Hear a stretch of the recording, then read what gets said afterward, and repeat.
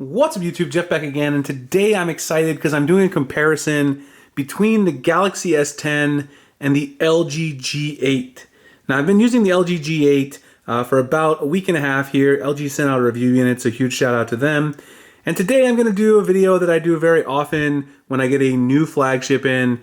These are 5 reasons that you might consider the LG G8 over the Galaxy S10. Now, as a usual disclaimer, this is not an endorsement of saying the G8 is a better phone in every way than the S10. I love the S10.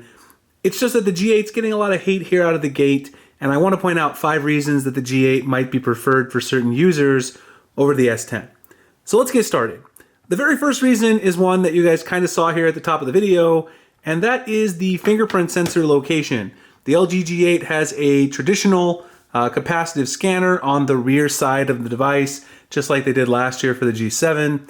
Not only is it much faster than the front-facing scanner on the in-display reader for the Galaxy S10, but as we've seen for the Galaxy S10, the in-display fingerprint sensor is actually not quite as secure as you might like. The capacitive scanner on the G8, the more traditional, older technology, is definitely more secure, and to be honest, it's a lot more reliable and a lot faster as well. So if that's something that matters to you, if you want a rear fingerprint sensor, or you care about having a capacitive scanner because you want a little extra speed, you want that extra security, that's definitely a reason to choose the G8 over the Galaxy S10. The next reason, well actually the next 2 reasons are both audio related. The first one is related to output of audio through the headphone jack.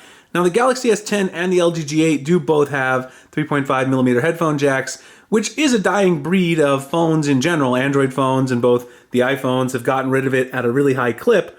But if you're interested in high quality output through the 3.5mm headphone jack, the LG G8 does have a hi-fi quad DAC for listening to audio, and if you pair it with a great pair of headphones from Sennheiser or Audio-Technica or something like that, you're going to get amazing audio quality. I've tested that with some really high quality files, and overall the sound output through the headphone jack itself is just much better on the LG G8 when compared to the Galaxy S10. Now this is something that LG has actually sort of excelled at for a long time, so this is no surprise. But again, if you're a huge audiophile and you listen to a lot of high quality tracks on your phone, this is obviously something to consider when trying to decide which of these 2 phones you might like to purchase. The next reason is also audio related, and that is audio through the speaker. Now, I did a lot of speaker listening on both devices while I've had the G8 to compare them a little bit. I'll let you guys sort of hear yourself by playing the same track on both devices here, some royalty-free music on Spotify, so you can hear the difference. They both have bottom-firing speakers, but the LG G8 does have this new front-facing speaker technology, which basically gets some extra output through the display. It's kind of like a display speaker is what LG's marketing it as. It's really just a marketing term. But it does give you a little bit extra volume being pushed toward you instead of all of it being directed out the bottom. So I'll let you guys have a listen to the audio.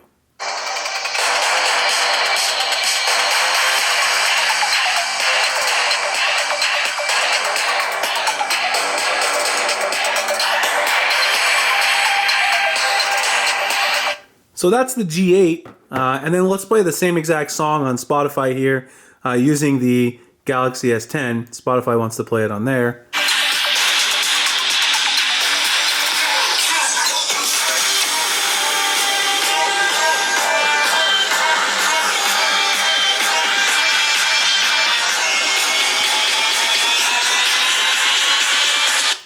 I know it's a bit hard to tell over video, but personally I do find the LG G8 to sort of fill the sound a little bit better when pushing towards you. So if you're going to be listening to music like this, instead of having your phone tilted like that, which most people are when watching media and things like that, I do find the G8 a little bit better. So that is an additional reason that you might consider it over the Galaxy S10. Again, that one's definitely not a huge lead. It's very close depending on what type of music you listen to, whether you care about the loudness versus clarity and things like that, but it is something to consider.